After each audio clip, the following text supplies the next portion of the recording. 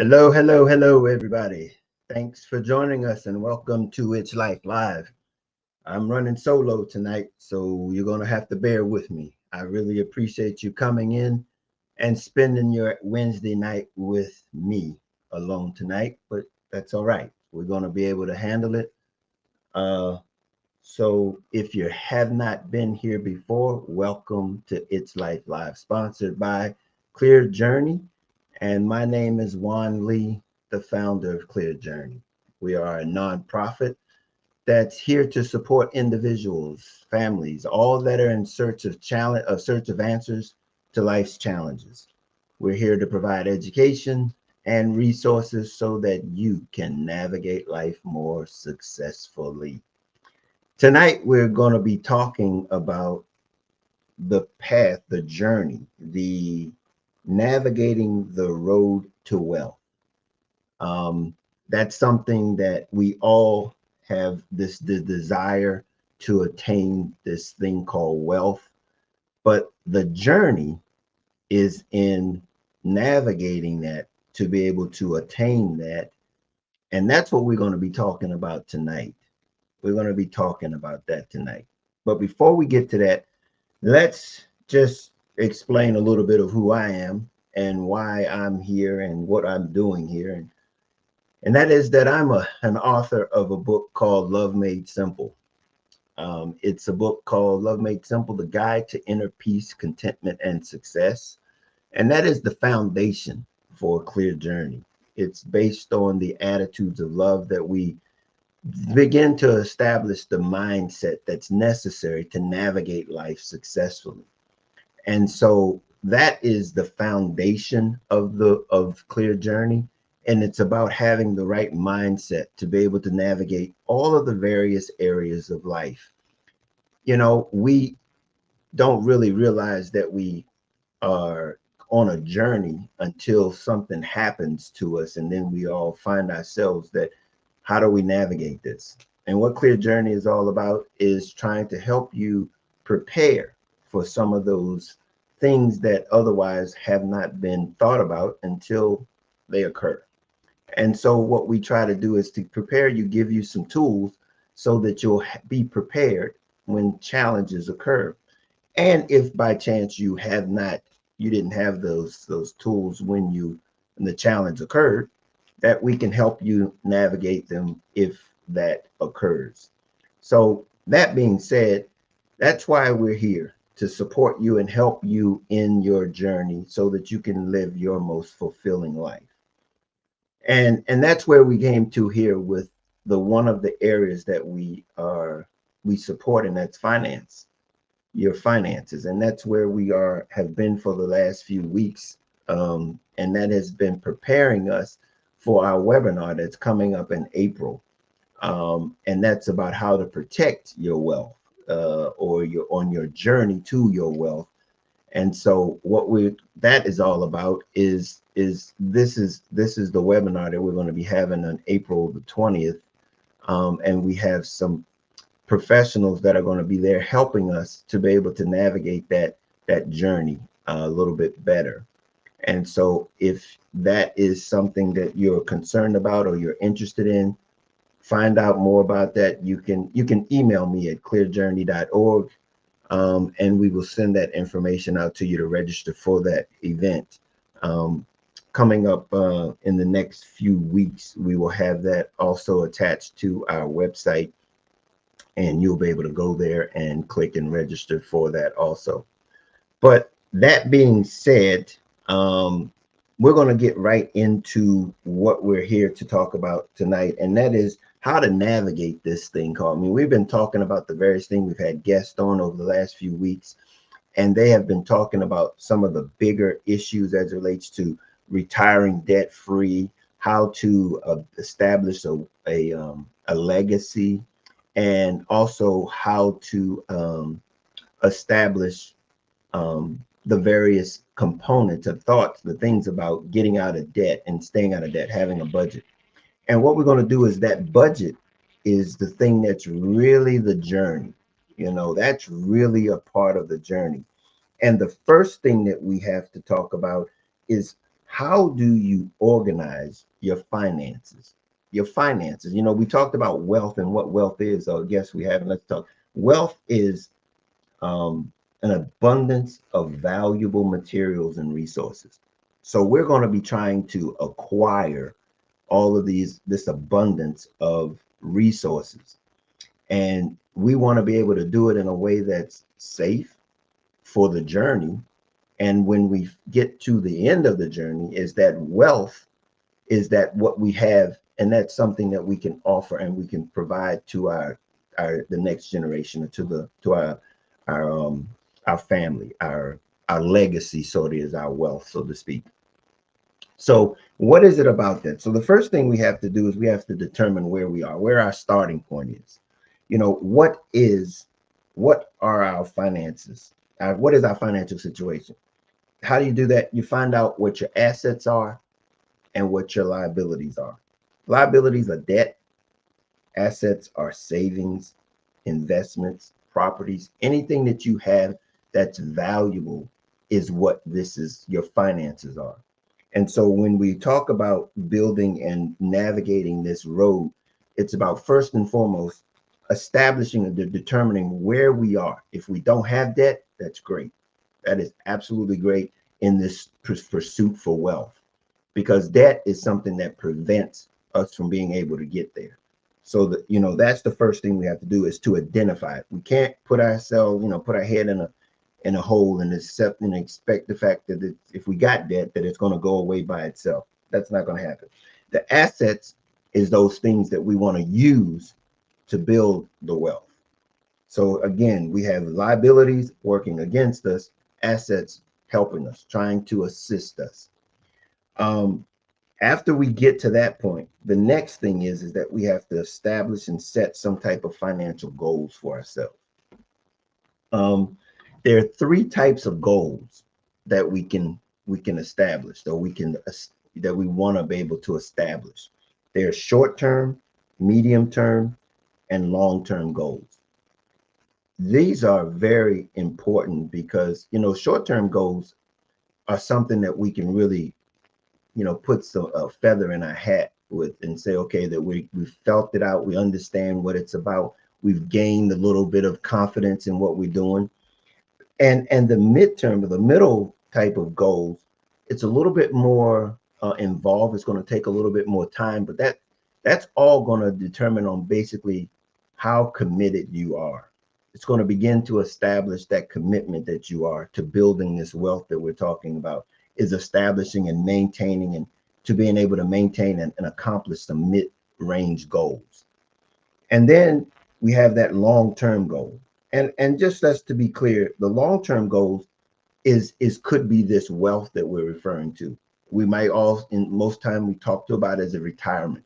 You know, how do we prepare for retirement? That's a long-term goal. You know, hopefully we come into this knowledge at this, that we need to manage our finances at an early enough point that we can, that can be a long-term goal. You know, so many of us, or many of us, I'm not going to say a lot, but a lot of us, do a lot of us, we wait until the last minute to address something that was really meant to be planned over a long period of time.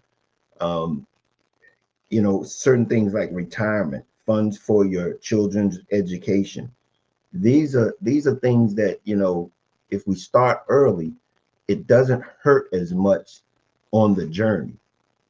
Sometimes we let the journey, you know, play itself out, and then all of a sudden we get further down the journey and we realize, oh, we haven't prepared. And that was some of the things that I think Bertha was talking to us about in retiring debt free. And that was that she got to a point where she was some ways down the road, and she said, okay, hey, what am I going to do now? I can't have all this debt going into retirement. My funds, my resources aren't going to be as prevalent as they were, you know, along this journey. And so what do I do now? So ideally we can back that up as early as we can and begin to start to plan. Again, remember, planning will allow for us to be able to navigate a little bit better in this journey, so that it won't be so painful. And so let's just go back. A short-term goal, just to give you some idea of what a short-term goal, if you have some debt, a short-term goal would be like, okay, I want to pay that off. I want to get, if it's a credit card, I want to pay that credit card off. Short-term debt, hopefully it's a short-term debt. You know, if it's not something that has a tremendous balance on it, it can be something that maybe can be accomplished in maybe 6 to 12 months. That's a short-term goal. And then a medium term goal is something like an emergency fund. An emergency fund is a little bit dicey in the sense because it talks about 3 to 6 months of your expenses. Okay. An emergency fund is 3 to 6 months of your expenses. You know, let's start with 3 months and work to 6 months, because you're basically saying, how do you get there? And that's going to be interesting, because the process in which we're talking about right here in organizing our finances is going to be the place where you're going to determine what your expenses are. Okay. And that's going to be very interesting, but that's what that goal is. Now that could take some time. That could take maybe, you know, 2 to 3 years for you to be able to save up. That's just based on how much you're spending, or how much money you have left after you're paying your bills and thing like. And that really goes back to another thing where if you're living above your means, meaning in other words, you're spending more money every month than you're bringing in, and you're offsetting that with putting it on a credit card and stuff like that, that's going to make this emergency fund that much more difficult to be able to obtain, or to get that 3 to 6 months, because the money that you're talking about establishing this emergency fund with is money that is not already spent, not already, that you're not spending this money every month over and over. In other words, you're living beneath your income. If you're making $1,000 every week, you're living, your expenses are about, you know, $600 or $700 a week. Or if you say a month and you say you make $5,000 a month, your expenses are somewhere in the neighborhood less than $5,000 a month. So in other words, every month you're saving some money. Maybe you're not putting it in the right place, but you're not spending it all right now. And what this emergency fund comes from, that margin between what you make and what you don't spend. That's where you establish your emergency fund from. And if there is no money there, you can't establish this emergency fund. So it needs, and again, this is why we talk about this journey. It's knowing this information and having that idea that, hey, I gotta live beneath my earnings. You know, if that means that I'm gonna stop, going to getting that $6 cup of coffee, or going out one weekend out of the month, instead of, going out every weekend, you start to go out one weekend, and you make that, that you create that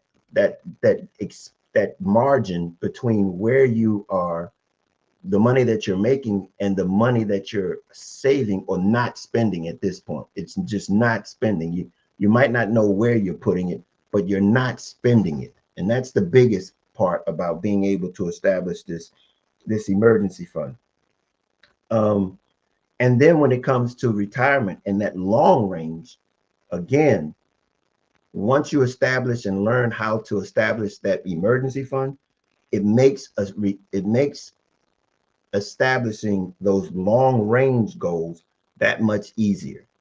And as it relates to preparing for your children to go to college or retirement, once you've gotten that margin where you have that space where you can begin to put money aside, that money that you were putting into that emergency fund, once that's established, that's where this money becomes that you use for retirement. Now, the way you set these goals to determine them, there's this acronym called SMART, and it's basically talks about specific, measurable, achievable, relevant, and time bound.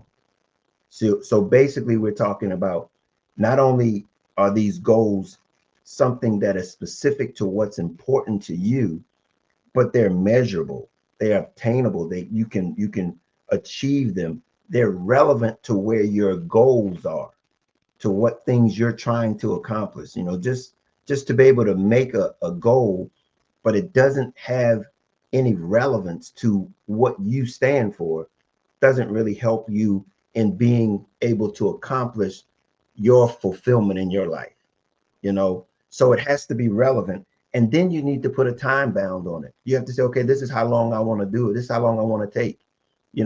When you think about a long-term goal, and you say, okay, retirement, that's a benefit, because if you're looking at it, typically, we work 30, 35 years, and you say, okay, that's the amount of time that I have to prepare for my retirement. That's that time bound. You look at your children and you go, they're going to go to college, and it's at 18 they go to college. They're born, and you got 18 years to get there. That's that time bound. So I mean, it's a part of setting goals that you want to be in, as give yourself as much time as you can to accomplish that goal. And that's why, but you want to be able to have a time bound, uh bound on that goal, because that makes it, again, something that gets us an accomplishment. So again, we've got to assess our situation, our financial situation, and then we've got to establish some financial goals. And then we get to the very fun part, and that is creating the budget. Okay. You know, this was probably the most challenging part for me, because, again, once I decided I wanted to be in control of my finances, as a young man, uh, my way of being able to control my expenses was to not spend any money. That works pretty much. It worked for me up until I got married, to be honest with you, because I knew what I was spending, but at the same time, I really didn't know what I was spending, because I just didn't spend any money. But life doesn't work like that for too long, and so for the most part, couldn't live that life, on and on and on. But creating this budget is, once you get the first two things down, and here's the first real challenge, based on where you are when you come into this knowledge, or accepting the fact that, hey, I want to do this. And that is creating the categories of your expenses, creating that, and understanding what the categories are. You know, I think I really began to start budgeting and thinking the need to budget after I got married, and we moved into our home. We bought a home right when we got married, and we were having to be exposed to things that we had otherwise never had to be exposed to. And it was like all the things that we never took into consideration. Um, and we had to then, okay, look at how this impacts our finances. And that was something that, up until then, you know, lights came on because the bill was paid, but I never had to pay the bill. The water came on because the water came. I never had to pay the water bill. Now, not to say that I didn't, but I was in the military, up until I got married, until a couple years before I got out, and then went back home. But that was something that I wasn't on a regular. And so that's not to say that you haven't done it, but you're going to have to determine, because it's different. Your budget's going to look different living in an apartment versus living in a home. You know, it's just inevitable. There's more things that go along with owning a home than it does with living in an apartment. So these are the things that I'm talking about. Identifying the categories of your expenses is the first thing that you need to do. And one of those things, in how to do that, is determining, your obligated expenses versus your designated expenses. Obligated expenses are legally bound expenses. things that you've already promised to somebody. Monies, and you gotta, you've made a bill, and that money is obligated. You can't spend that money. It isn't yours, as a matter of fact. You've got their product. You've promised them that you're going to pay them X amount of money every month. That's obligated money. Okay. Designated money is money that you set aside to do something that you can do whatever you want. You can send it, you can spend it, you can save it, you can do anything, and it's at a moment's notice. You can change it anytime you want. Now, that will be a decision that you would have to make, but the better you're able to leave those designated monies alone, the better you are in the long run. So let's just understand it. It's called fixed. You have these types of expenses called fixed and variable. Now, fixed expenses are like things like your rent. It's not going to change. Your car note. It's not going to change. Um, Variable ones are like groceries, dining out, entertainment, things that you do that the price of it changes based on what it is that you do. Okay, those are those things that you have to understand. Those are the ones that, for the most part, really impact those other things that we do. Those things, those rents and mortgage and utilities and insurances. Those things are fixed expenses that we allow our variable expenses to eat away at them, and we don't recognize them. And that's how we get to the point where we use other means to fill in those gaps. And we don't want to use those other means to fill in those gaps, because that's, again, borrowing money that you don't have. And so that's the biggest thing, is creating and being committed to continue to stay committed to this budget that you've established. What is you've established as important, maintain it. That's critical. Then, in the process of establishing your emergency fund, again, like we talked about, it can be even 3 to 6 months of your living expenses. And all this is basically a cushion for, in the sake of an emergency, something happens, some unexpected expense comes up, your car breaks down, a illness happens. It's just something that gives you a cushion that is out of the unusual. Something happens unusual that you didn't know was going to happen, but you have those resources there already that you can tap into, so that you can get those, you can accomplish, you can overcome whatever that challenge is for the time. And again, that's what we're here all about, trying to overcome these challenges. And when we have the resources, those challenges are going to come. It's just how well are we prepared for them. So that's what that emergency fund is for. That's vitally important. So by all means, get to the point where you can establish that emergency fund, because with that emergency fund a lot of your challenges will go away. A lot of your unexpected challenges will go away with that emergency fund. Okay. The next one is managing your debt and building credit. Okay. This is where we begin to pay off high interest debt. Okay. This is where you begin to make the decisions that are going to impact this journey as soon as you possibly can. Okay. Because this debt, this credit card debt, there's a reason that the United States carries so much debt, is because we spend money and we don't think about it until the bill is due. And the bill is basically keeping us from being able to build wealth. And so what we want to do is understand, if you got 2 credit cards, one has credit card and the interest is at 15% and the other one's at 21%, you want to pay the one down at 21% sooner than later than the one with 16% or 15%, because guess what? There's another 6% interest that you're paying that credit card than you are on the other one.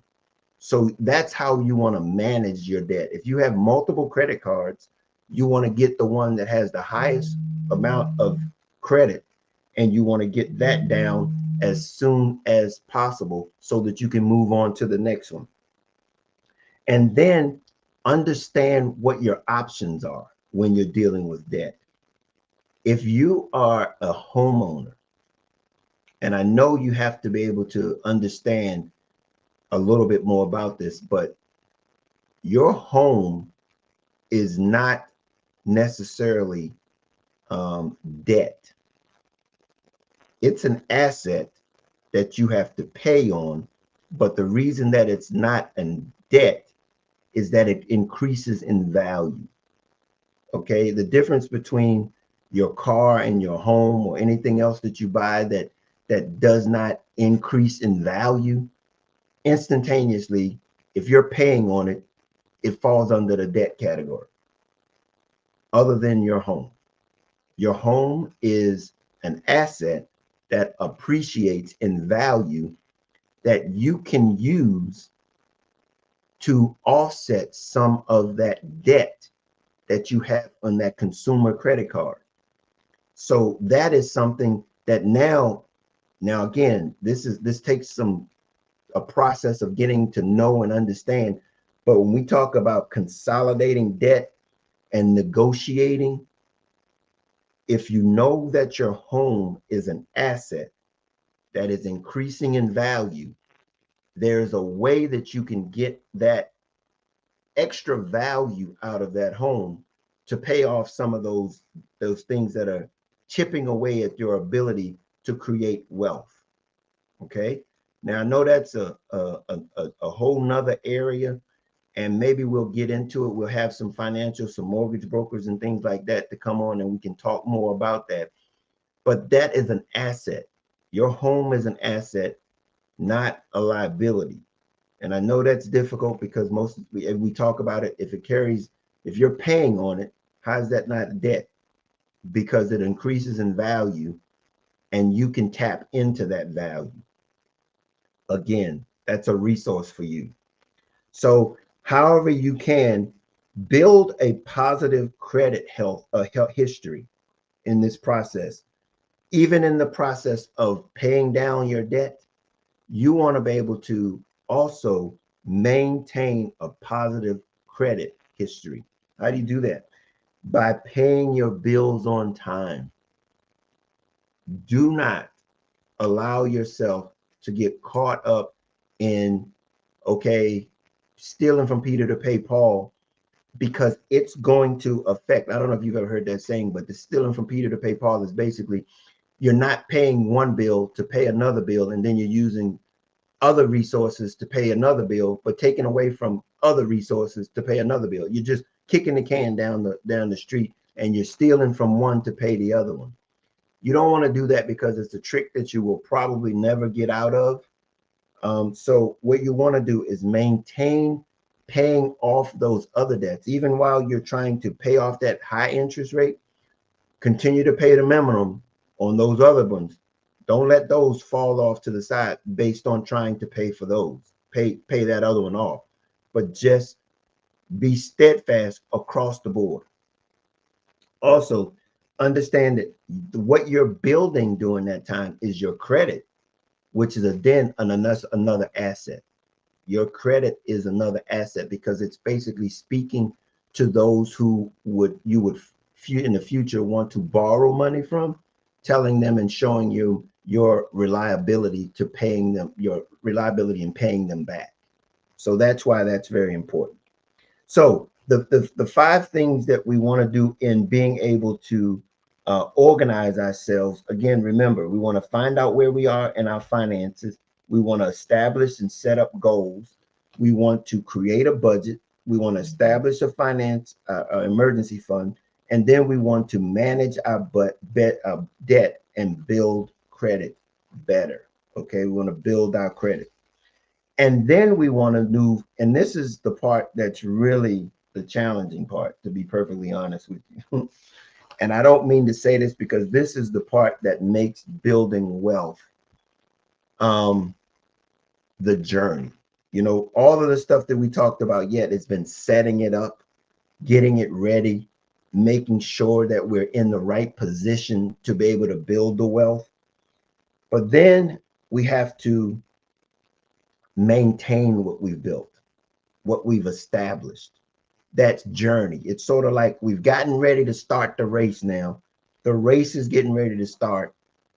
How do we maintain that consistency, that commitment, so that we can ultimately reach that goal? And here's the thing, this journey is where we want to build our security in also. We want to build that security in our journey. And so the first thing we do is we regularly review our budget. Now, I know I'm the first one that's going to tell you that that ain't always possible. We want to make it thinking that, you know, it's always going to happen. We have got to make time. We have got to make time to review our budget. It doesn't do us any good to make a budget, put all of these things, this data together, and then go back and refer to it. Don't refer to it. That just, we've basically wasted our time. We've got to be willing to understand that building wealth is a journey, and it doesn't happen just because we want it to happen. We have to put the work in. It's the journey. So we've got to review it. Monitor your income and your expenses. Now, if you have a job that you get paid by the hour and you work overtime, then these are going to make you having to monitor and to work, um, review your budget a little bit more regularly, because if your pay is being, it varies from week to week. If you're a commission payer employee, it's going to require you to just say, okay, I made more money or less money this month, and you're going to have to make some more adjustments regularly. So that's necessity. Now, if you acquired a different expense that you didn't have when you initially started, you've got to go back and make that adjustment to your budget. Again, all of these things are about life, and life is going to throw you challenges that you're going to have to adjust to, including your budget. You're going to have to adjust your budget. You're going to have to make those adjustments again that align with your financial goals. Where are you trying to go? Remember those goals, they have to be smart. And again, one of those that were relevant to your ultimate goal. If your goal is your retirement, those decisions on the weekly, monthly basis have to always take into consideration your goals.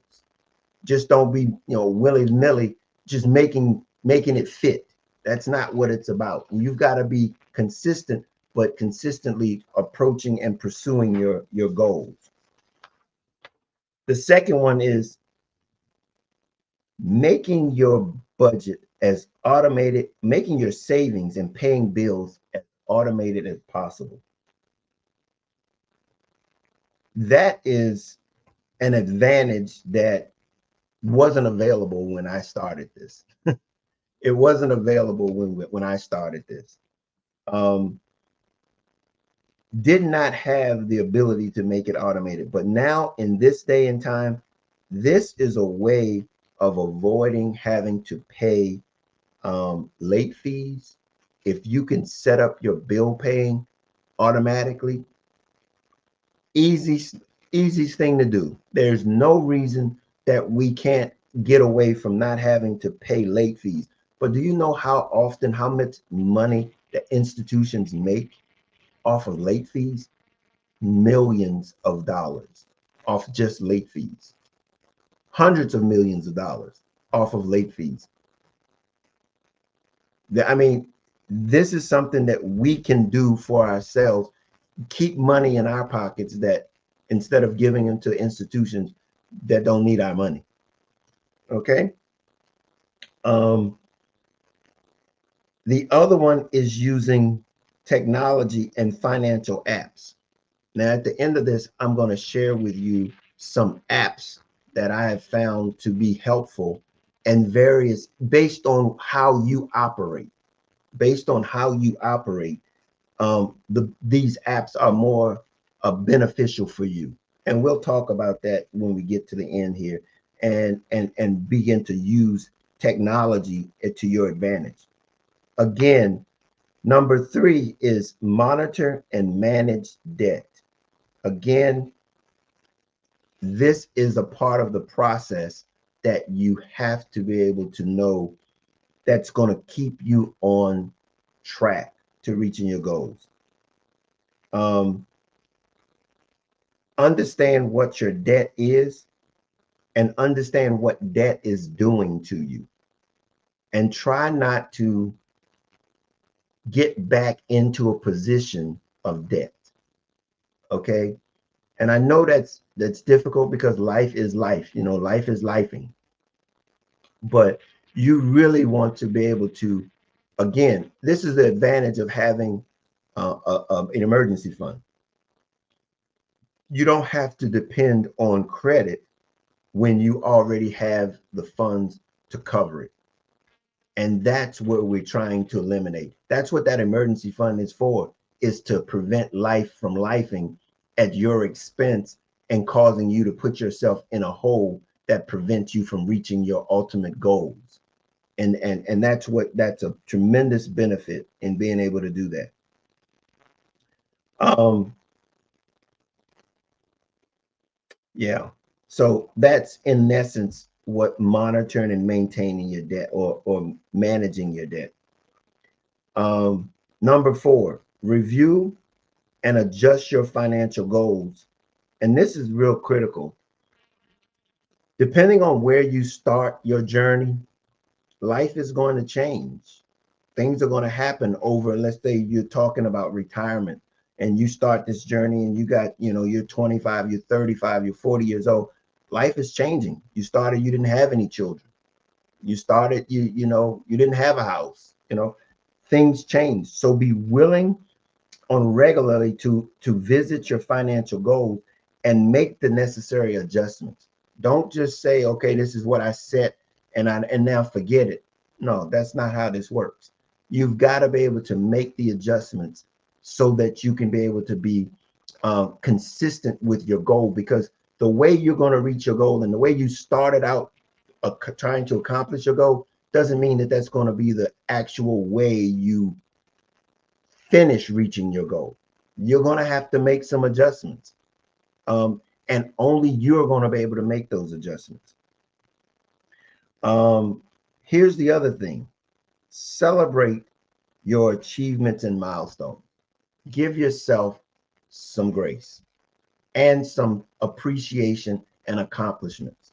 Even if it means, putting some rewards in your budget for accomplishing some goals.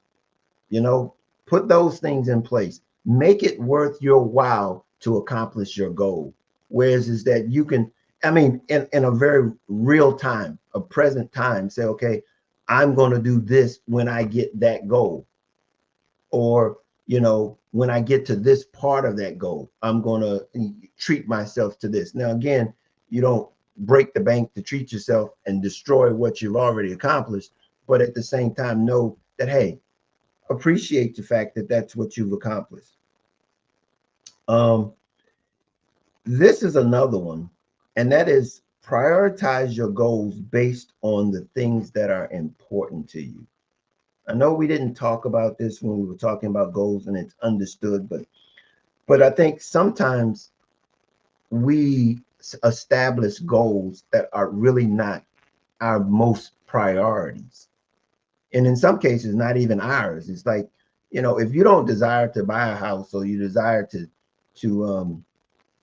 buy a car, then don't save money and put money aside for something that you're not interested in and doing. But at the same time, don't allow yourself to understand what's important to you. Let somebody or something else hijack what's important to you. I guess that's a better way of saying it. Don't let something hijack what's important to you and cause you to divert funds, resources that prevent you from reaching your ultimate goals. Okay. Now, this last one is this last and final one. It's educate yourself and seek professional advice. Now, we've talked about a lot of stuff this evening, and it has to do with the various ways to navigate this journey to wealth. And there's a lot of nuances in it, I know.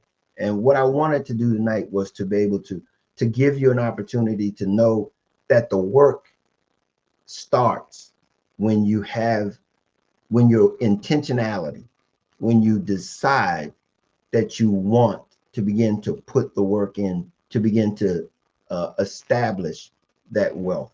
It's the journey. And these are the parts of the journey that in all cases people don't necessarily like sometimes. But that's where the commitment to the wealth is. It's in our day-to-day commitment in being able to review, maintain, monitor all of the things that we're doing day to day that gets us to that end goal of wealth building. Okay. And I bring that up to say, if you need help, that's where seek professional advice. This is not a new game. Okay. There are professionals here and out there. You don't have to come to Clear Journey, but we hope you do, because we have those advisors here that we can help you on that journey. As a matter of fact, the Dexter was here last couple weeks ago, and he offered to be able to counsel or to assist someone for free if they were to just email us debt free. Just email us debt free in the subject line, and for 2 people, that he would work with them for free for a year to help them on their journey to wealth building for a year for free. So understand this. If you were just to do that, just email me debt free at info@clearjourney.org. He will help you for free for the first 2. That's all he said he would do.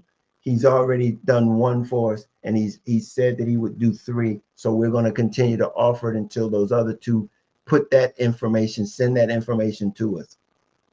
Just put in the head debt free, and we will give you that and give him your information. He will be in contact with you to help you on this journey. But that's what we're all about here, is to assist you in your journey. Now, whether or not you hear this on the recording or you're hearing this live tonight, as soon as we get those 2 people that say debt free in there in that subject line and send that email to info@clearjourney.org, that's when that will be over. But just to let you know, there are other resources that we have for you here at Clear Journey. Again, you can go to clearjourney.org or just send me an email that you're looking for assistance in that area, and I'll be happy to help you and direct you to some areas or to professionals that can assist you in that area. When we were talking about ways to eliminate debt using your assets to help and assist you in doing that, there are mortgage brokers, there are people out there that can help you do that. But this is what this is all. Stay informed about your personal finance topics. Understand what your options are. You know, just don't get stuck in thinking that the way I've been doing it is the way I have to continue to do it. No, things are changing, and as much as you learn, the more options you can have. This is just the beginning. This insight here tonight is just the beginning. This is to propel you into seeking more and more information and knowledge so that you can navigate your finances and reach the goals, financial goals that you desire. Considering finding a financial advisor, financial planner, someone that can take a real big look, a view at your goals and give you assistance in helping you accomplish them. Okay. Now, the thing that I was telling you about, I wanted to share with you, had to do with some technology and some apps that can assist you. I'm just going to read them Again, I don't have Oliver with me tonight, so I'm going to read some of these apps to you.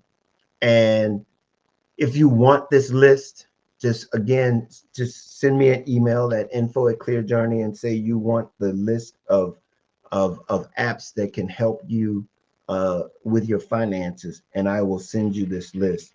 But the first one is called Rocket Money, and it's all.com, rocketmoney.com. And this app is best used for those who are bill navigating. They're navigating their bills. They're basically um, wanting to pay their bills down in a way that's the best way for them.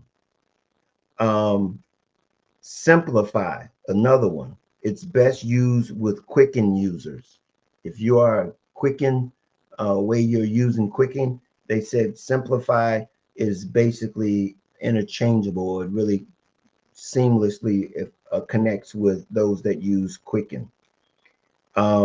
YNAB, best for zero-based budgeting. Now, this is interesting because it's basically talks about you put your amount that your money in, and then it deducts it. So you can actually see your money as you put your budget or you put your expenses in, it deducts from your income. And so every month you put it in and then you just see it and you end up at zero every month. And that really tells you that you've allocated all of your money. Um, then you got Buddy. It's best for frequent bill splitters. However, if you're splitting bills, paying bills partially now, or you're paying with someone else, they said Buddy is a good app to use. Then you got Zet, best for the family. And then you got Wally, and it says best for goal-oriented budgeters. And then you got Pocket Guard, best for paying off debt. And this is one that I really like. It's called Everyday. Oh, no, it's called Every Dollar, best for first-time budgeters. If you're a first-time budgeter, it's really pretty simple to use. So it's called Every Dollar. And then you have the last one is Optimum. It's best for hands-off approach. Now, I'm not familiar with that, but that would be something that's very interesting. Hands-off approach. I don't know how much that's going to be, but if you want to try that out, if you're interested in any of these, just send me an email. I will send them to you in hope that it will help you and assisting you in your financial journey and in your wealth building um, journey. Um, Again, I hope if you have been joining us here that you found something that you like, that you would hit the like button and or subscribe to our YouTube channel. We really would appreciate that. I didn't say that in the beginning, but yes, if you would please um, subscribe to our channel where we can bring you more information and resources that can help you on your journey. We want to be your resource for life, to be honest with you. That's it. Everything in life, we want to be that resource for you. Oliver is not here tonight. He'll be back with us next week. Hopefully, you'll be back also. And as usual, we can't change life, but we can surely help you navigate it. And one thing I do want to let you know, we do have a book that we would like for you. We want to give it to you. If you would just send us an email and say you want our book, the Budgeting Made Easy ebook. Just send us an email that you want it. We'll send it to you for free. It's an ebook. It's something that we want to give to you to help you on your journey. So if that's what you desire, please just reach out to us and we'll be happy to send it to you. Again, like I said, we can't change life, but we can help you navigate it. And that's what we're here to do. So until next time, stay safe, and we look forward to seeing you next time. you.